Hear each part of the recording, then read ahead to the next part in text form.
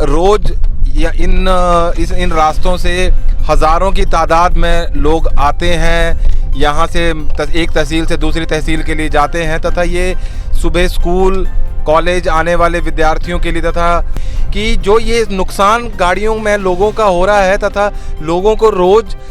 मुसीबत का सामना करना पड़ रहा है, तो उसका खामियाजा कौन भुगतेगा? उसका खामियाजा सिर्फ आम पब्लिक भुगतेगी। निर्माणाधीन कार्य हम मानते हैं कि किसी भी क्षेत्र की प्रगति के लिए सड़कों तथा भवनों का निर्माण होना बहुत ज़रूरी है कि गाड़ी के निकलने की जगह है, कोई इसका दूसरा कोई अल्टरनेट रूट सरकार के द्वारा नहीं बनाया गया है कि एक तरफ से अगर वन वे इस ट्रैफिक को कर दिया जाए, एक तरफ से गाड़ियां आएँ दूसरी तरफ से गाड़ियां जाएं, इस तरीके का कोई भी इंतज़ाम यहाँ नहीं किया गया है। तथा हम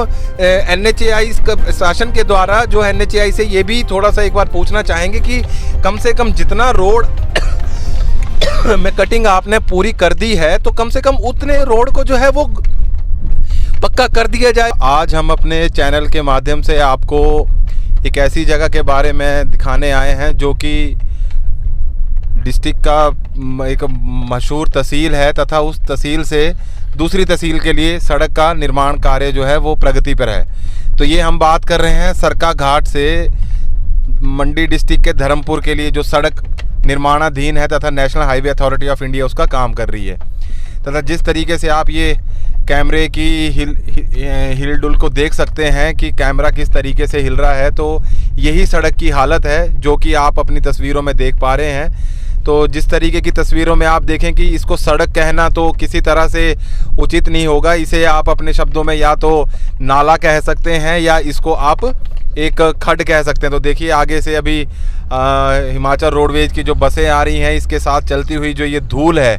ये आपको दिखा रही है कि इस सड़क की किस तरीके से क्या हालत है। तथा मैं अपनी तस्वीरों के माध्यम से आपको दिखाना चाहूँगा कि किस तरीके से national highway authority of India के द्वारा जो ये काम जिन कंपनीज़ को दिया गया है उन कंपनियों ने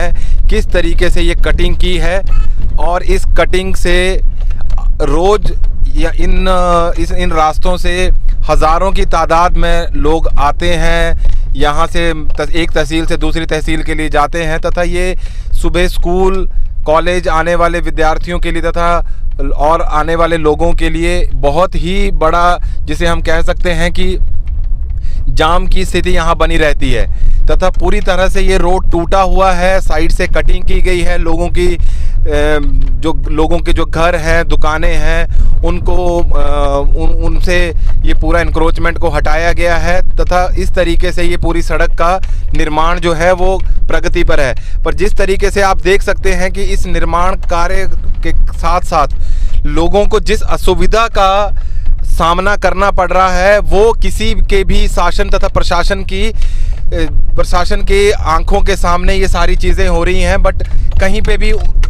आम जनता को इससे राहत मिलती नहीं दिखाई दे रही है। तथा बड़े बड़े इस पूरे रोड में गड्ढे पड़ चुके हैं। छोटी गाड़ियों की अगर बात करें तो गाड़ी पूरी की पूरी गाड़ी उस गड्ढे में समा जाए, इतने गड्ढे इसमें बने हैं। अभी की अगर बात करें तो पूरा सन्नी है, पूरा इस वक्त मौसम जो है पूरी धूप खिली हुई है तथा उसमें धूल का जो गुबार है वो पूरी तरह से छाया हुआ है। तथा अभी हम धीरे धीरे बाज़ार की तरफ को जैसे जैसे बढ़ते जाएंगे आप तस्वीरों में इस हालत को अच्छे से देख सकते हैं। तथा अभी जब आगे बरसात का मौसम आएगा तथा एक आधी दो बारिशें अगर इस क्षेत्र में अगर होती है तो आप खुद ब खुद समझ सकते हैं कि उस वक्त इस सड़क का क्या हाल होगा। तथा ये मैं इसमें कहना भी गुरेज नहीं करूँगा कि ये सड़क जो है उस वक्त पूरी की पूरी तालाब में परिवर्तित हो जाएगी। तथा यहाँ पे चलने वाली गाड़ियों तथा मोटर वाहनों की अगर बात करें, कुछ लोगों से हमारी बात भी हुई तथा वो कहते हैं कि जब से ये सड़क का काम शुरू हुआ है तब से उनके जो गाड़ियाँ हैं तथा जो दोपहिया वाहन है उसमें ही 4-4 महीने में या 2-2 महीने में उनको सर्विस की ज़रूरत पड़ रही है। तथा गाड़ियों का भी नुकसान जो है वो इस सड़क पे हो रहा है। तथा हम अपने इस चैनल के माध्यम से ज़रूर शासन तथा इस प्रशासन को भी पूछना चाहेंगे कि जो ये नुकसान गाड़ियों में लोगों का हो रहा है तथा लोगों को रोज़ मुसीबत का सामना करना पड़ रहा है, तो उसका खामियाजा कौन भुगतेगा? उसका खामियाजा सिर्फ आम पब्लिक भुगतेगी। निर्माणाधीन कार्य हम मानते हैं कि किसी भी क्षेत्र की प्रगति के लिए सड़कों तथा भवनों का निर्माण होना बहुत ज़रूरी है,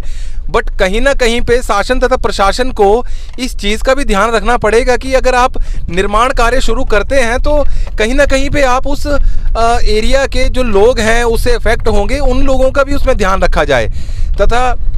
जिस तरीके से सुबह जाम की परिस्थिति है, बच्चे स्कूल लेट पहुंच रहे हैं, तथा यहाँ पे ये भी सुनने में आया है कि गाड़ियाँ बसें बेतरतीब तरीके से सड़क में खड़ी रहती हैं, तथा इस जो निर्माणाधीन कार्य ये सड़क का चल रहा है इसके द्वारा जो स्थिति है वो और बद से बदतर हो चुकी है। देखिए, बद से बदहाल तथा बद से बदतर तथा बदसूरत हमने सुना था, लेकिन अब ये बद से जो बदतर वाली हालत है वो इतनी भयानक हो चुकी है कि लोग अब इस रास्ते से आने से भी अब गुरेज करने लगे हैं, तथा दाएं बाएं से जो सिंगल रोड कहीं से अगर आपको सरका घाट के लिए मिलता है, तथा लोग उन्हीं रास्तों को जो है वो आज की तारीख में उपयोग में लेके आ रहे हैं। तो ये देखिए, ये कुछ सड़क की हालत है कि जिस तरीके से ये निर्माण कार्य शुरू हुआ है, तथा लोगों के देखिए घरों की भी कटिंग की गई है, सड़क किनारे जो जितनी दुकानें हैं उनकी भी कटिंग की गई है। तथा मैं यहाँ पे बताना चाहूँगा कि प्रशासन के द्वारा ज़रूर यहाँ पे एक जिसे कह सकते हैं हम टेम्परेरी तौर पे एक लाइटों का यहाँ पे एक लाइटों का जो है वो एक उपयोग में लाई गई हैं, तथा यहाँ पे उसका एक काम किया गया है। बट इस तरीके से जिस तरीके से हम देख सकते हैं कि एक एक गाड़ी के निकलने की जगह है, कोई इसका दूसरा कोई ऑल्टरनेट रूट सरकार के द्वारा नहीं बनाया गया है कि एक तरफ से अगर वन वे इस ट्रैफिक को कर दिया जाए, एक तरफ से गाड़ियां आएँ दूसरी तरफ से गाड़ियां जाएं, इस तरीके का कोई भी इंतज़ाम यहाँ नहीं किया गया है। तथा हम NHAI शासन के द्वारा जो NHAI से ये भी थोड़ा सा एक बार पूछना चाहेंगे कि कम से कम जितना रोड में कटिंग आपने पूरी कर दी है, तो कम से कम उतने रोड को जो है वो पक्का कर दिया जाए, उसको थ्रू कर दिया जाए, ताकि लोगों को, आने जाने वाले जो लोग हैं उनको कम से कम अपने इस स्थिति का जो है वो परेशानी ना हो सके। तथा सरका घाट जैसी एक ऐसी जगह जिससे आपके कम से कम नज़दीक के 10 से 15,000 20,000 की जनता जो है रोज़ सुबह शाम इस एरिया के साथ कनेक्टेड है, तथा वहाँ का अगर इस तरीके से ये हाल रहेगा तो कहीं ना कहीं पे हम ये कहना चाहेंगे कि फेलियर है पूरा का पूरा ये आपका शासन का भी, तथा जो ये कंपनी ये काम कर रही है उसका भी। अभी देखिए सामने से अगर आप देख पाएंगे कि एक गाड़ी के निकलने की जगह तथा दूसरे गाड़ी के लिए खड़े होने के अलावा इसमें कोई दूसरा रास्ता नहीं है। हमने यहाँ पे कुछ स्थानीय लोगों से भी बातचीत की, तथा उनका भी यही कहना है कि